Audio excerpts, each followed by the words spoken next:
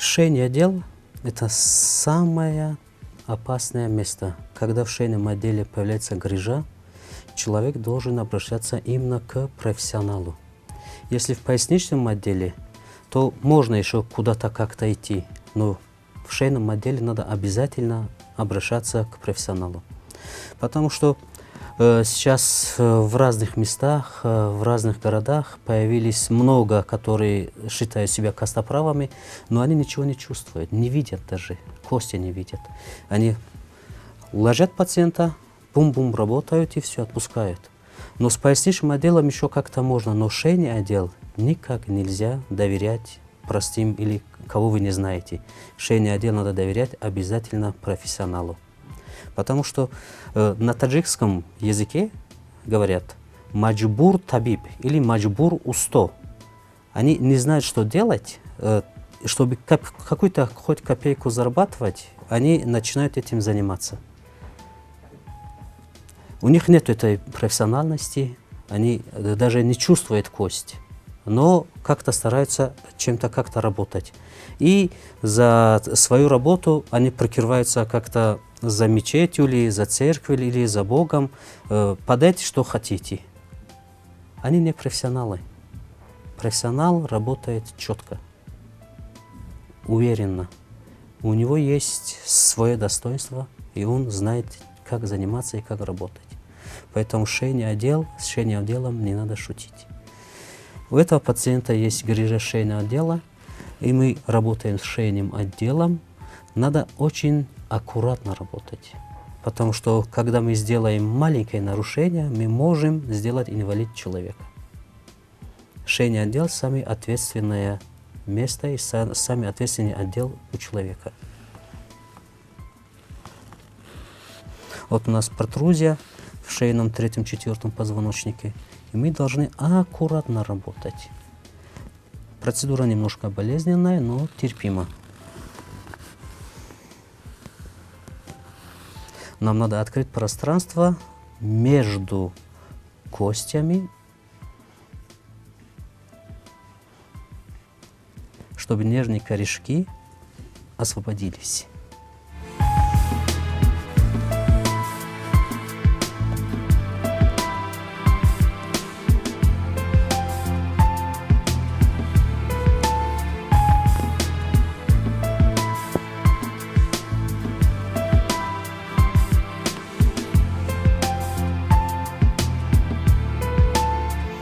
И уже ощупаем пальцами, чувствуем кость, чувствуем каждый сустав и знаем, что делать.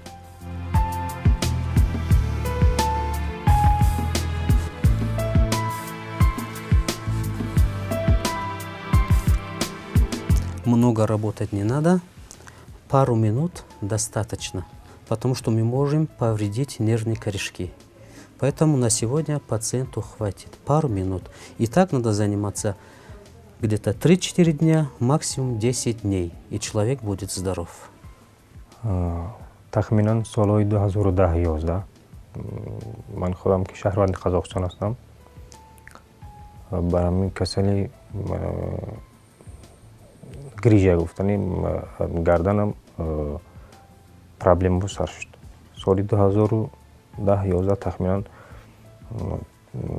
چند جا توبت کردیم و برنیسه آدم خواب کردیم. خب اندکی سال می شد با همین کسل با همین خیلی. پس وطن برگشتیم اومدیم خانه. پدرم دید او حالا بعد همین دکتر بختیار شیخ رو پدرم در شبکه در یعنی تلویزیون نوسیده تماشا کرده و که پسرم همین کس بسیار منبع محقول یک پیش هم رفته میدیدی. اولین روزی که ما اومدیم در حال سبکی شد. وقتی که دکتر ما را قبول کردن پس ما گپ زدیم. منم که مقصد خطی دکتر که دیدن گفتن که خب این حل شونده است. خب بعد از اون که тавобатро гирифтем якум рӯз. Рӯзи худи ҳамун шаб хобам нақс шуд. Баъд саҳар ба настроениям соз шуд. Баъд ҳамин хел давом додан гирифтем. Худоро шукр,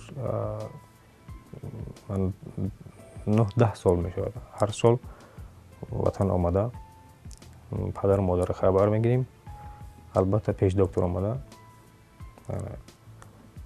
тавбат мегирем. Хуб бо то соли дигар ки сеюм борда уже ман худам 100% вай мекардам. Дигар вай дарду касало гам намедодам. Хуб аввалаш кифоя буд.